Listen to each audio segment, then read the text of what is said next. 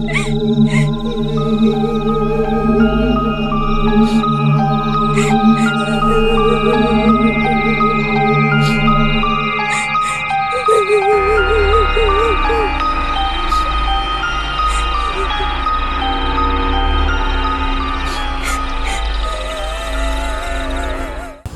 semuanya, selamat datang di podcast kali ini. Saya Tri Aprilian Hadiwinata, kedatangan dua narasumber warga lokal Jember akan menceritakan cerita horor di sekitaran Jember.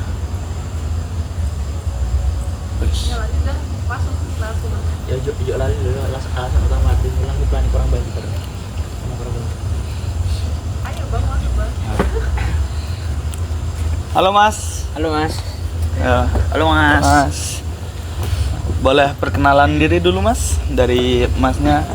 Ya boleh, perkenalkan, nama saya Muhammad Haidanur Ramadan. Jadi di sini saya sebagai salah satu warga lokal asli Jember ya Mas ya. Di sini saya berterima kasih karena sudah diundang sebagai salah satu narasumber di podcast kali ini ya. Terima kasih juga untuk Masnya, Sota.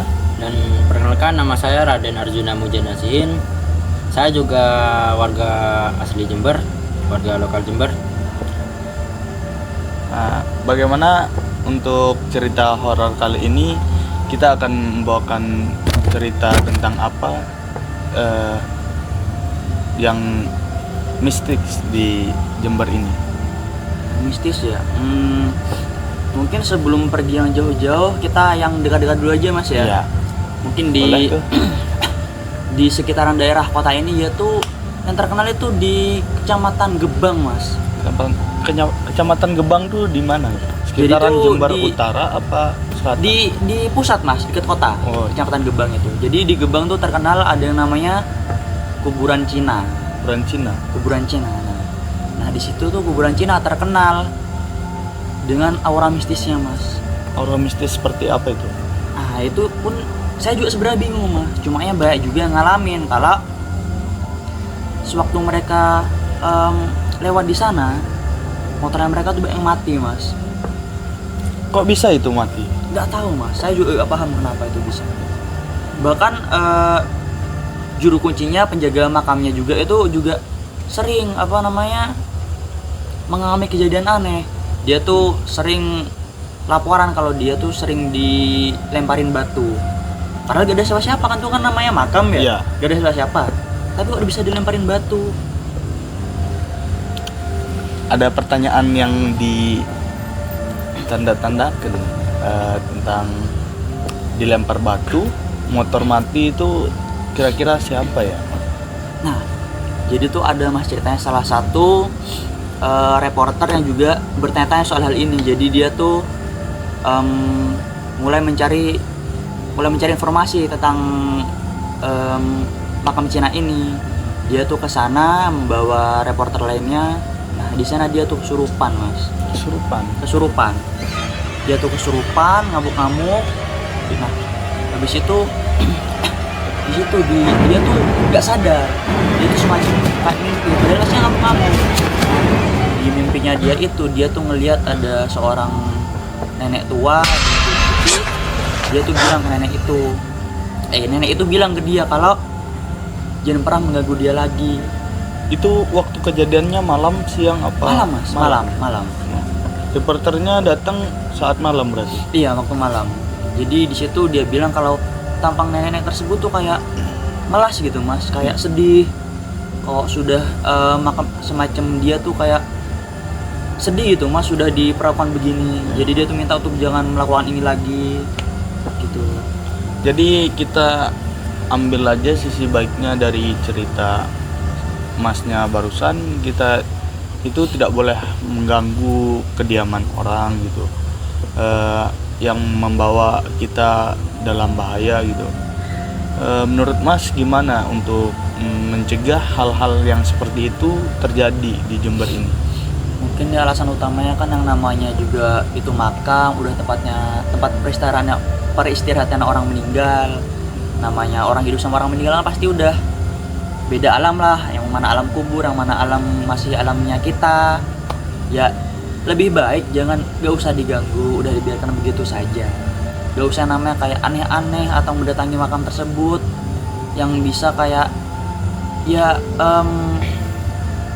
kayak mencemari gitu mas. Mencemari. Pokoknya itu kita harus jaga adab atau apapun gitu mas. Sama seperti kita saat bertamu ke rumah orang ya. Iya. Kita harus sopan gitu.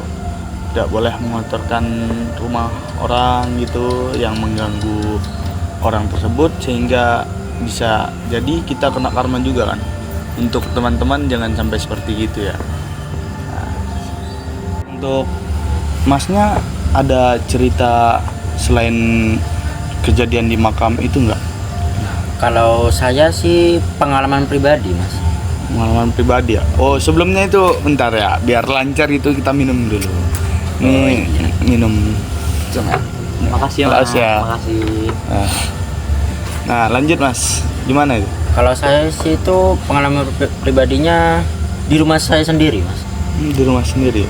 Iya. Itu bagaimana itu cerita? Nah waktu itu, tapi kejadiannya itu agak lama sih. Waktu saya masih berumur ya masih SD lah bisa dibilang. Nah, itu kejadiannya waktu siang bolong mas, waktu siang-siang. Siang bolong? Iya, bukan malam kejadiannya.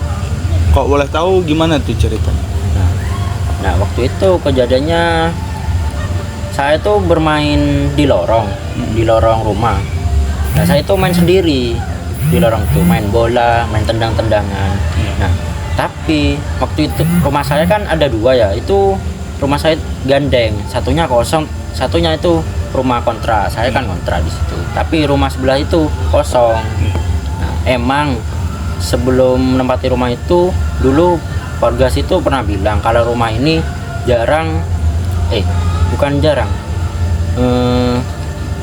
belum ada yang pernah berani. Oh, belum ada yang nempati. Iya, jadinya banyak bilang gitu. Tapi dulu karena keluarga saya nyari kontrakan, ya terpaksa lah di situ. Karena kontrakan di situ murah. Lebih tepatnya daerah mana itu, kalau boleh tahu? Itu di daerah Ajung mas, Jember. Ajung itu Jember, iya. Di selatan apa deket apa gitu daerah? Daerah selatan sih. Selatan. Iya. Lanjut mas. Nah, waktu itu saya main bola di lorong itu, main bola sendirian. Nah, tapi tiba-tiba di rumah sebelah itu kan ada jendela. Tiba-tiba buka sendiri. Nah, saya itu takut. Kenapa kok tiba-tiba jendela itu buka sendiri? Tiba kebuka gitu. Iya, tiba-tiba buka. Nah, terus ada yang bilang, "Nah, berhenti, jangan main bola sendirian." Gitu. Itu ada yang bisikin gitu. Iya, kayak bisikan gitu di situ. Nah, saya kaget, siapa? Kan saya taunya rumah itu kosong. Iya. Nah, saya lari ke rumah. Di rumah itu sepi emang. Kan kalau siang bolong kebanyakan orang istirahat ya. Iya. Ibu saya dan bapak saya lagi istirahat. Setelah kejadian itu masnya ngapain itu? Atau lapor ke orang tuanya? Iya. Gitu? Setelah itu saya lapor ke orang tua. Bu, tadi ada yang bisikin saya. Dibisikin Arjuna. Di mana Le? Di lorong. Tadi Juna main bola di sana sendirian, tapi tiba-tiba ada yang bisikin Juna. Siapa? Dari rumah sebelah. Gitu saya. Nah, kok bisa orang biasa-biasa aja dari dulu gak pernah. Kok kamu digoda gitu? Gak tahu ibu. Bilang gitu saya. Awalnya gak percaya kalau digoda. Tapi itu kejadian pertama ya, pengalaman saya. Ada lagi kejadiannya. Ada lagi? Apa tuh? Ya. Nah, itu saya kan punya mas. Ya. Waktu itu saya kan punya kucing, punya peliharaan kucing. Nah, kucing saya tapi itu di luar. Nah, waktu saya kebangun malam-malam mau ke kamar mandi. Nah, tapi kucing saya itu di depan ngeong-ngeong sendiri. Kenapa? Saya lihat dari jendela, nah kok kucing itu meong sendiri ngelihat ke arah sana. Nah, ngetatap gini kucingnya. Loh, kita lihat kenapa kucing kayak ketakutan, tapi di luar saya lihat sedikit lagi gak ada siapa-siapa. Dari situ saya kaget lagi, bilang ke ibu, bangunin malam-malam, Bu, kucingnya di depan kayak ketakutan Bu, meong-meong, tapi di depan gak ada orang. Itu. Itu kira-kira ada kucingnya ngelihat sesuatu apa gimana gitu. Nah, waktu itu Pak, saya minta ibu keluar rumah untuk ngecek, takutnya ada orang atau ada apa gitu. Ternyata nggak ada siap apa-apa di luar. Itu kira-kira mungkin kucingnya ada feeling yang nggak baik gitu ya. Untuk yang cerita pertama sih, kalau dari saya lihatnya itu sama seperti yang masnya cerita tadi. Itu kayak kita itu tidak boleh mengganggu tempat orang gitu. Kayak kita membuat suatu hal yang apa namanya, kayak satu hal jahat di tempat orang itu pasti kita akan kena karmanya kayak gitu. Kita tidak boleh, kayaknya tidak boleh aneh-aneh di tempat yang baru gitu, yang kita tidak kenal, ketahui asal usulnya kayak gimana. Jadi berarti kita itu harus hati-hati ya teman-teman. Kalau seandainya kita di tempat baru gitu, kita harus berhati-hati supaya tidak ada kejadian yang aneh-aneh yang menimpa kalian semua. Ya kalau selain dari itu Mas, cerita-cerita horor tuh yang kayak itu ada yang aku dengar tuh di Jember ini ada yang namanya cerita itu mistis di Pantai Payangan ya. Iya, Pantai Payangan Mas. Pantai Payangan emang terkenal dengan energi spiritualnya. Kira-kira ceritanya selengkapnya nih dari sampean yang warga lokal itu setahunya bagaimana itu yang tragedi di Pantai Payangan? Kalau yang tragedi yang baru-baru ini, oh ini ya Mas ya, soal yang meninggalnya 11 orang karena terkena ombak besar itu Mas. 11 orang? 11 orang meninggal Mas. Iya, saya pernah tahu juga itu, dengar berita itu. Jadi Boleh. mereka tuh sebenarnya tuh bukan orang lokal asli Ambulu sana Mas, alias yang penduduk sekitarnya Pantai Payangan sana. Ambulu ini lokasi tempat Pantai Payangan. Iya Mas, Ambulu itu tempat lokasi Pantai Payangannya itu. Nah, mereka ini bukan penduduk asli sana, bukan. Jadi ceritanya tuh mereka tuh ada sekitar 30-an orang yang datang sana untuk mencari ilmu Mas. Ilmu? Untuk mencari kekayaan.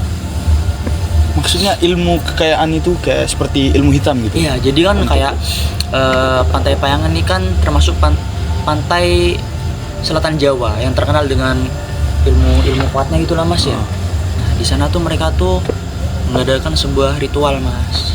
Ritual di pinggir pantai, di bibir pantai. Terus Di sana mereka kayak sempat viral videonya Mas. Jadi mereka kayak meminta, kayak mulai ngomong-ngomong aneh-aneh Mas. Nah, pertama itu ada ombak besar gede Mas. Yang pertama kena sekali. orang-orang itu? Iya, tapi mereka cuma kesirat sedikit. Nah, pas baru yang kedua, ombak yang besar kedua, 11 orang itu kintir Mas. Hanyut semua 11 orang itu meninggal.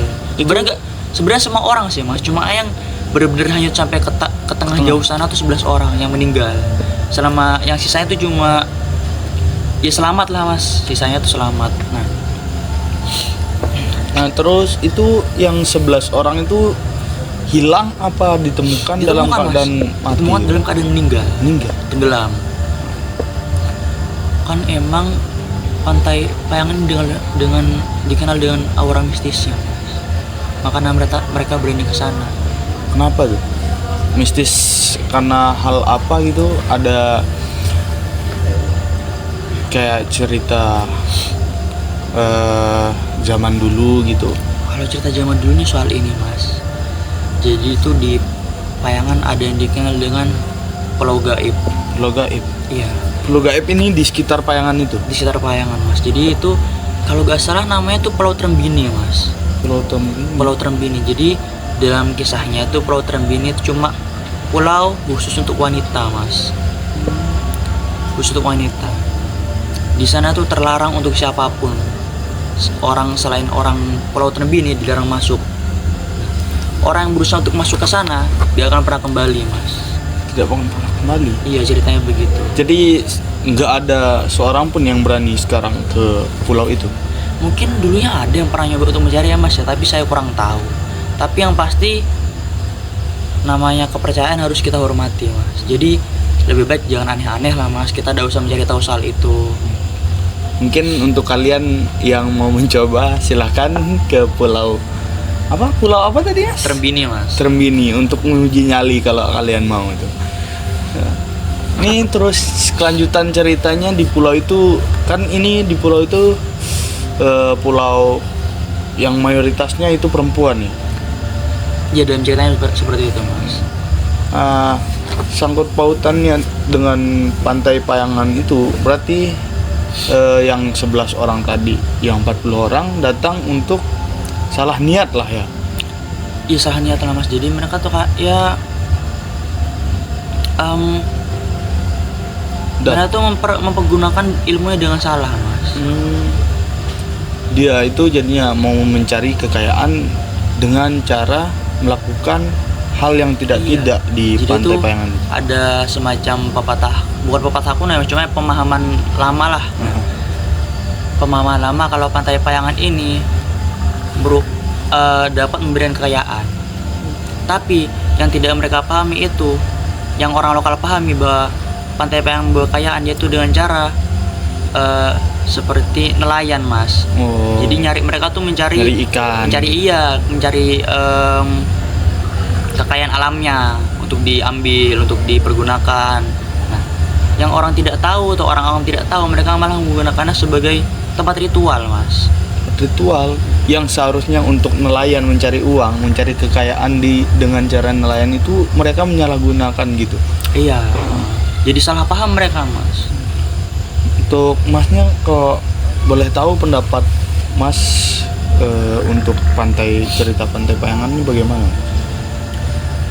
Kalau menurut saya sih ya gimana ya, kalau dengar baik-baik guys, pendatang itu biasanya kan gimana tuh, kayak misalnya orang 40 ini yang datang ke sana untuk kayak salah niat gitu,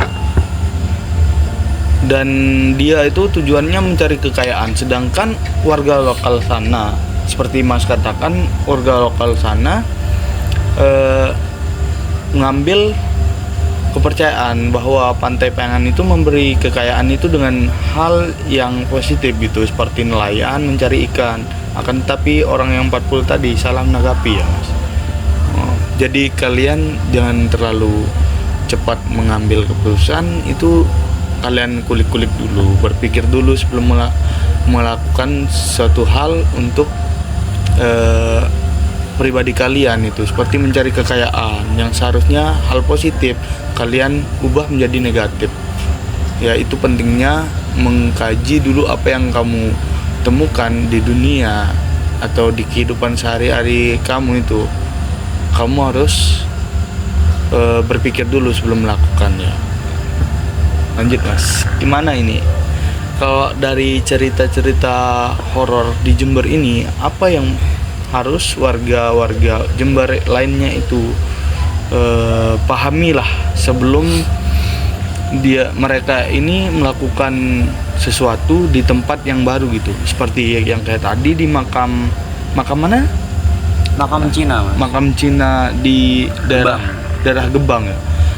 Seperti di makam Cina daerah Gebang kan, seperti mas katakan, itu sering terjadi hal-hal mistik seperti tiba-tiba dilempari batu gitu, motornya mati ya. Karena yang pelajaran yang kita ambil tuh apa itu mas dari kejadian-kejadian aneh seperti itu? Bagaimana ya pelajaran yang kita ambil, kayak mungkin dengan terjadinya hal-hal aneh seperti itu, warga Jember bisa berhati-hati untuk melewati makam Cina tersebut ya, untuk menghindari hal-hal yang kita tidak ingin terjadi gitu.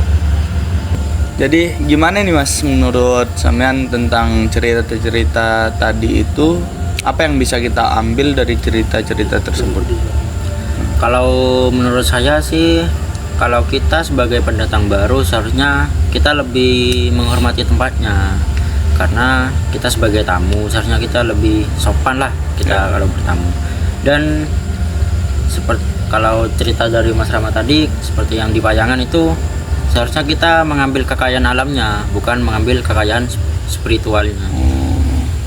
Jadi kita jangan sampai salah berpendapat gitu ya. Iya. Terus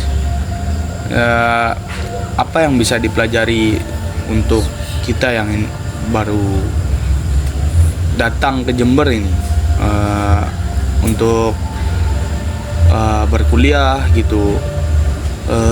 Kita itu dari cerita-cerita horor tersebut kita harus mesti bagaimana untuk mencegah hal-hal tersebut terjadi gitu. Bagaimana menurut Mas? Mungkin menurut saya tuh dengan menjaga adab ya Mas, lebih pentingnya Mas ya, lebih ke condong ke menjaga adab ya Mas. Dari manapun asalnya kita, dimanapun kita berada, yang namanya jaga adab itu pasti lebih utama Mas. Di mana-mana tuh harus menjaga adab, maupun ya di mana-mana kan Mas, kita harus menjaga adab gitu kata saya Mas. Makasih Mas. Mungkin nggak ada tambahan lagi untuk cerita tersebut, apa itu nggak ada? Mungkin sudah cukup ya Mas ya. Terima kasih ya Mas ya.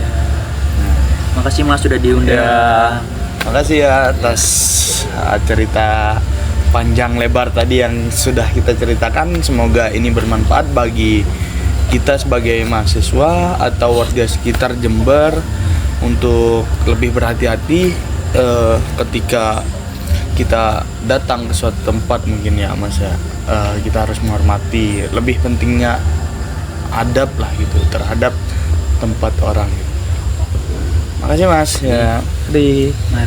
Jadi pelajaran yang bisa kita ambil untuk teman-teman mahasiswa pendatang gitu dari luar atau warga sekitar Jember, dari cerita tersebut kita dapat